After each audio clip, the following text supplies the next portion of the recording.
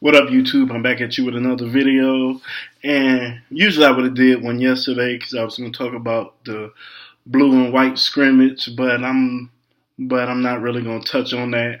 So I am going to talk about the Zeke contract and then what I think about it, and actually how I think everything is going to shake out. And I give you a little bit of point of view from both sides. So let's get into it. To me, this whole Zeke situation probably 3 weeks ago, it kind of pissed me off because if you've seen my narrative video, I personally don't think we need to be going through this, and that's with all and that's with Amari and Dak. But I'm not going to talk about them. This is strictly about Zeke because I think we're making the situation harder than it needs to be, and actually negotiating through the media.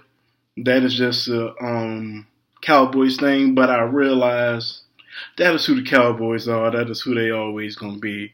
But in my opinion, Zeke's gonna show up week one, whether he gets a deal or not. I don't give a damn about this rhetoric. Zeke will miss this whole season in order to get a new contract. If he misses the whole season, then what? He's back in the same place because he hadn't reported, so he will still be a third-year player with he he actually will still have only accrued 3 years. He will still be in his fourth year. They will still have a fifth year option, and they will still have 2 years to franchise him. So all in all, he would have sat out and missed $3.9 million for nothing, which actually that is wrong because if he doesn't report for this game against the 49ers, the rest of his guaranteed money is gone because he's already had a lot of it voided from his 6-game suspension. So the rest of that guaranteed money, the Cowboys can go after if he doesn't report for by Saturday's first preseason game. And does it look like Zeke can afford to miss regular season checks? I mean, Zeke doesn't strike me as the type that is saving up. Hell, then probably if I was in this position, I probably wouldn't either. So that ain't even a knock at him, but Zeke is probably paying for his mother and father's house, sister's house. You can be holding out, but the bills don't stop, which everybody needs to get that. So, and as far as I know, he doesn't have any endorsements because of the whole domestic violence issue, which he was completely railroading in. But so I don't know what other type of outside income he could be bringing in. Sure, he can apply for a loan because eventually he's going to get a extension, whether it's next week or then 3 months from now. But you don't want to get behind in those payments either. I mean, sure, the Cowboys can fine him $30,000 or $40,000 a day, but that don't really mean nothing because even if they are technically fining him, all that's going to happen whenever he reports, all that'll get washed away, and even if he gets a new contract, all those fines will be washed away, or they'll just be put in that contract. So him getting fined really means nothing in all reality.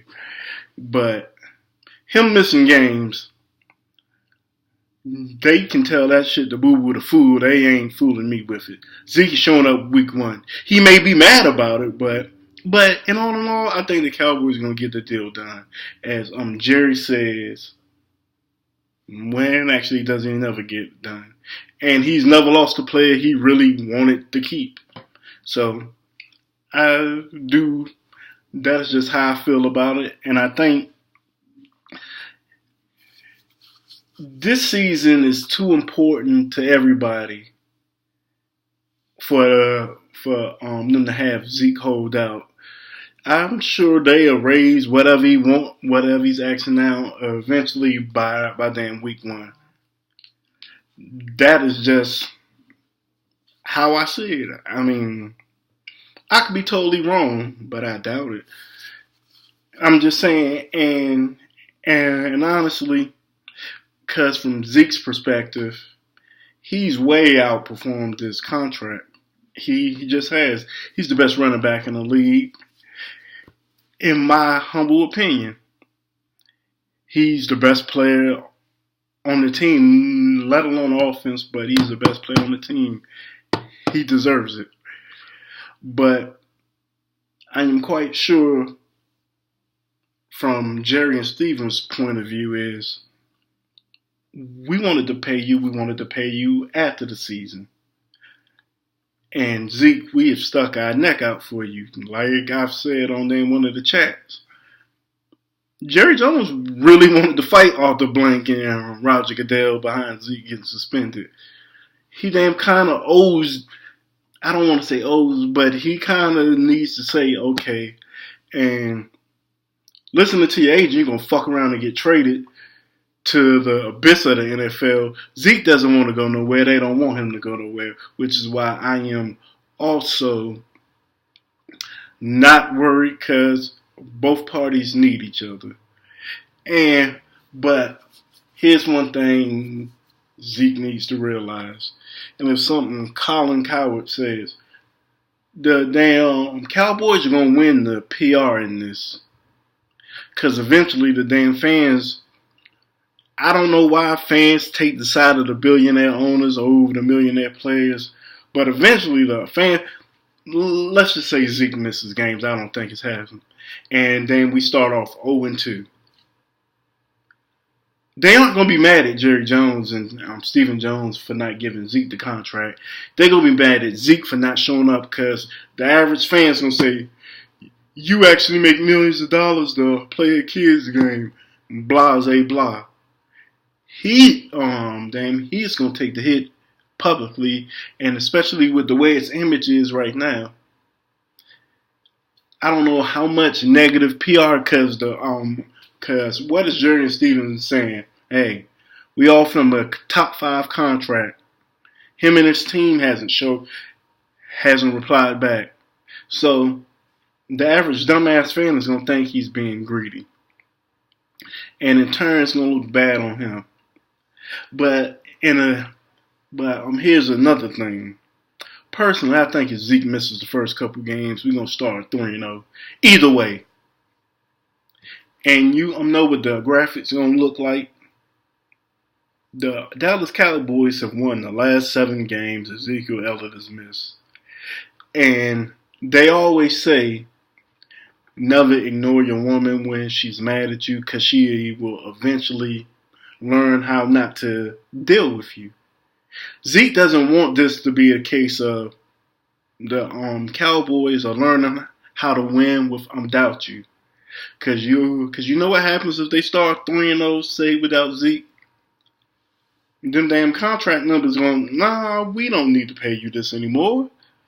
We are doing fine without you. Never mind, we damn need him if we have any shot at winning a damn Super Bowl this year. But actually that's what the narrative's gonna look like. I personally think it's all gonna work out. But it's just some things people need to see from damn both sides. That is just my opinion, but you don't want the Cowboys to start winning without you because eventually they're going to say, maybe let's start taking calls for Zeke and get 2 first-round picks. I don't think that's going to happen because they love Zeke and Zeke loves them, but that is just what I think on the Zeke situation. And I'll just touch on a few quick things. The Cowboys cut Rico gathers. Who gives a shit? It was that time. He damn wasn't progressing. And then really the Cowboys cut Rico in damn March when damn Jason Garrett came back. He just found out today. That is just as real because Blake Jarwin was everything we want Rico to be, but better. So when damn Jason Witten came back, they actually just cut Rico and just waited till August. I'm telling you. I am quite sure he's seen the writing on the wall because Jason Witten could drop every pass out there, miss every block. There's no way he's getting cut. He will retire first before he gets cut. And I guess, what else? I like how Tony Pollard's looking out there. He's been getting better. And I think Amari's probably going to, I am sure, practice. I don't know if he practiced today, but he might come back tomorrow or so. So I don't think he's going to play in the preseason game. It doesn't mean nothing. And the same with Zach Martin's back. But that is all I really got for you today. Like, subscribe, share. Tell me what you think. Tell me if you think my opinion's dumb. Either way, I am with you. I'll holler at you next time.